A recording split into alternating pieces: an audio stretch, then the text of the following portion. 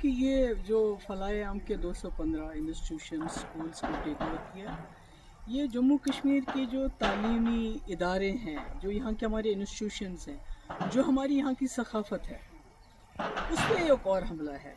मैं इसलिए सकाफ़त और जम्मू कश्मीर के तशख़्ख़ुस के साथ इसको जोड़ रही हूँ क्योंकि बहुत कम ऐसे स्कूल हैं FAT की तरह जो स्कूलों में इखलाकी इस्लामी तालीम के साथ जो रेगुलर एजुकेशन भी देते हैं।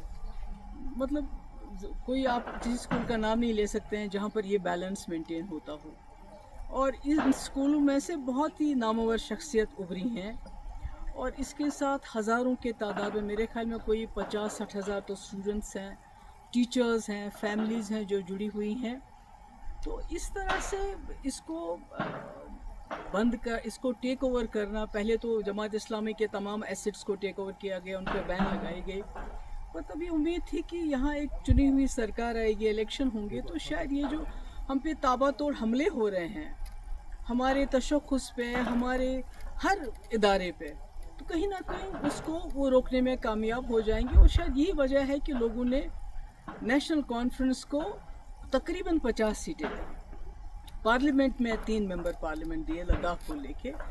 तो पर अफसोस की बात है कि बजाय इसके कि वो इस चीज़ को रोके, तो ये गवर्नमेंट की तरफ से ऑर्डर आना, मुझे लगता है कि ये मतलब एज अ कश्मीरी मुझे लगता है कि ये जो लोगों का जो भरोसा है उन पे क्या गुजरी होगी, मैं उसका अंदाज़ा नहीं लगाना चाहती। क्योंकि पिछले इलेक्शन में तमाम लोगों ने अपनी आइडियोलॉजी से बालातर उठ के, चाहे वो जमात इस्लामी थे, चाहे अहले हदीस थे, चाहे एम्प्लॉइज़ थे, चाहे टीचर्स एसोसिएशन थी, चाहे नौजवान थे, सब ने सोचा कि एक ही जमात को वोट देंगे ताकि ये जो तूफ़ान आ रहा है हम पे मरकज़ की तरफ से, इसको शायद एक जमात रोक पाएगी, एक ही जमात रोक पाएगी। क्योंकि PDP को तोड़ फोड़ करके PDP लगता था लोगों को ये ख़त्म हो चुकी है, ये मुकाबला नहीं कर पाएगी।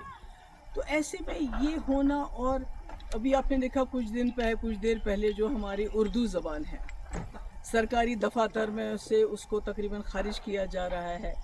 हमारी किताबों, हमारे जो सिलेबस है, जो करिकुलम है, उसमें जो है हमारे शेखुल आलम रहमतुल्लाह अलैह हैं, या हमारे अल्लामा इकबाल साहब हैं, या इसी तरह जो हमारे आगा शाहिद साहब हैं, उनको बिल्कुल उससे अलग किया जा रहा है। तो सरकार जो है खामोश है, और इस बार तो सरकार हिस्सा बन गई।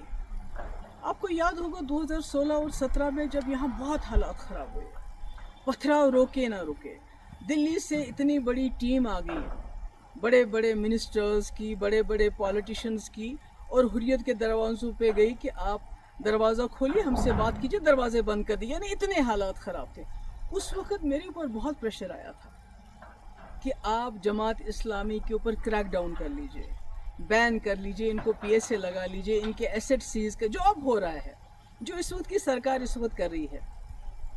मगर मैंने सोचा कि अगर मैं अपने ही लोगों पे बिला वजह इस किस्म की कार्रवाई, या तो कोई सबूत हो कि भाई इस वक्त ये कुछ ऐसा कर रहे हैं तो आप कोई एक्शन लोगे, मगर सिर्फ इनकी आइडियोलॉजी की वजह से किसी ने जाके दिल्ली में चुगली खाई थी कि भाई वहाँ जो भी कुछ कर रहे हैं वो जमात इस्लामी के लोग कर रहे हैं, जो पथराव हो रहा है, जो मुल्क के मुखालिफ जो मुहिम चल रही है, वो सब जमात इस्लामी। पर मैंने उस वक्त स्टैंड लिया, जैसे मैंने कठुआ में स्टैंड लिया। हालांकि मेरे पास अक्सरियत नहीं थी, हम PDP BJP सरकार में बने हुए थे। आज नेशनल कॉन्फ्रेंस के पास अपनी अक्सरियत है, उसके बावजूद वो इस किस्म के फ़ैसले करती है। मुझे लगता है ये अफसोस के लायक है। और इसके बारे में क्या कहूँगा, वैसे तो लोग कहते हैं कि कहीं ना कहीं नेशनल कॉन्फ्रेंस और जमात इस्लामी का पुराने वक्त से चल रहा है कि जब शेख साहब मरहूम 77 में आ गए, उसके बाद जमात इस्लामी वालों के साथ क्या किया गया, किस तरह इनके घर चलाए गए, क्या क्या हमारी मुक़द्दस किताबें भी नज़र आतश की गई। उसके बाद 87 के बाद क्या किया गया, जो फलाए ट्रस्ट के टीचर हैं उनको कैसे पब्लिक सेफ्टी एक्ट लगाया गया। और आज 2025 में अब इनके जो स्कूल थे, जो लोगों के गरीब लोगों को, गरीब बच्चों को, क्योंकि आपने देखा कि सरकारी स्कूलों में जो चीज़ कमी है वो ये स्कूल पूरी करते थे, जिनका कोई नहीं होता था और कम फीस लेके ये तालीम देते थे। तो आज इन्होंने इतना बड़ा सिस्टम जो एक बना हुआ है उसको ایک حساب سے تباہی کے دہانے پہ پہنچا دیا ہے. کئی گھر اس کے ساتھ وابستہ ہے, کئی ٹیچر, سب کا مستقبل جو ہے. میم آپ نے ایجوکیشن منسٹر